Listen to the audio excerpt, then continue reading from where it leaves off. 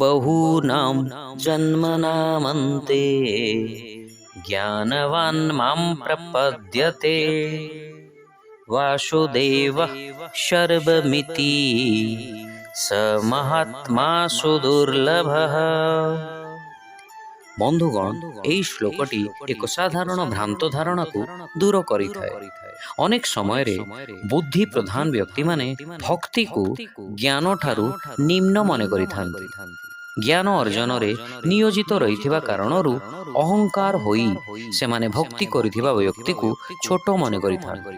କିନ୍ତୁ ଏହି ଶ୍ଲୋକରେ ପ୍ରଭୁ ଶ୍ରୀକୃଷ୍ଣ କହୁଛନ୍ତି ଯେ ବହୁ ଜନ୍ମ ଧରି ମଧ୍ୟ ଜ୍ଞାନ ଅର୍ଜନ କଲା ପରେ ଜ୍ଞାନୀମାନଙ୍କ ଜ୍ଞାନ ସେତେବେଳେ ଯାଇ ପରିପକ୍ୱ ହୋଇଥାଏ ଯେତେବେଳେ ସେମାନେ ଭକ୍ତିରେ ଆସିଥାନ୍ତି ଏବଂ ଭଗବାନଙ୍କ ଶରଣାଗତ ହୋଇଥାନ୍ତି।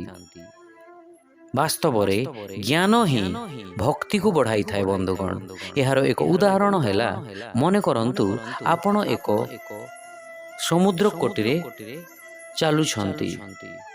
ଆପଣ ଚାଲିବା ସମୟରେ ଆପଣଙ୍କୁ ଗୋଟାଏ ମୁଦି ମିଳିଲା।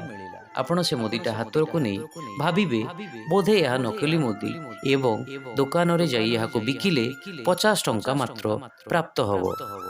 ଆପଣ ଆର ଦିନ ସେ ମୁଦିକୁ ନେଇ ଗୋଟେ ବଣିଆ ପାଖକୁ ଗଲେ। ବଣିଆ ଦେଖି ତାକୁ କହିଲା କି ସେ ମୁଦିଟି 22 କ୍ୟାରେଟ୍ ସୁନାର ଏବଂ ତାର ଦାମ 10,000 ଟଙ୍କା।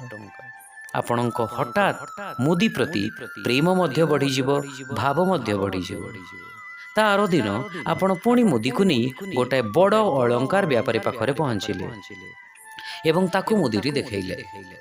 ବ୍ୟାପାରୀ ନିଜ ହାତରେ ମୁଦିଟି ନେଇ କହିଲା, ଏ ମୁଦିରେ ଅସଲି ସୁନା ଅଛି ଏବଂ ଅସଲି ହୀରା ମଧ୍ୟ ଜଡ଼ିତ ହୋଇ ରହିଛି, ଯାହା ପାଇଁ ଏହି ମୁଦିର ମୂଲ୍ୟ 1,00,000 ଟଙ୍କା। ଆପଣ ଦେଖିବେ ଆପଣଙ୍କ ମୁଦି ପ୍ରତି ଅତ୍ୟଧିକ ପ୍ରେମ ମଧ୍ୟ ବଢ଼ିଯିବ ଏବଂ ଭାବ ମଧ୍ୟ ବଢ଼ିଯିବ। ଅର୍ଥାତ୍ ବନ୍ଧୁଗଣ, କୌଣସି ଜିନିଷ ପ୍ରତି ଯେତେବେଳେ ଆପଣଙ୍କ ଜ୍ଞାନ ଧୀରେ ଧୀରେ ବଢ଼ିଥାଏ ତ ଜ୍ଞାନ ସାଙ୍ଗରେ ଆପଣଙ୍କ ପ୍ରେମ ଏବଂ ଭକ୍ତି ମଧ୍ୟ ଧୀରେ ଧୀରେ ବଢ଼ିଥାଏ। ଠିକ୍ ସେହିପରି ଆପଣ ଯେତେବେଳେ ଭଗବାନଙ୍କ ବିଷୟରେ ଜାଣିବେ, ଭଗବାନଙ୍କ ବିଷୟରେ ଆପଣଙ୍କ ଜ୍ଞାନ ବଢ଼ିବ, ତ ତା ସହିତ ଭଗବାନଙ୍କ ବିଷୟରେ ଆପଣଙ୍କ ପ୍ରେମ ମଧ୍ୟ ବଢ଼ିଥିବ। ରାମାୟଣରେ ଉଲ୍ଲେଖ ଅଛି, ଜାନେ ବିନୁ ନ ହୋଇ ପରତିତି, ବିନୁ ପରତିତି ହୋଇ ନାହିଁ ପ୍ରୀତି।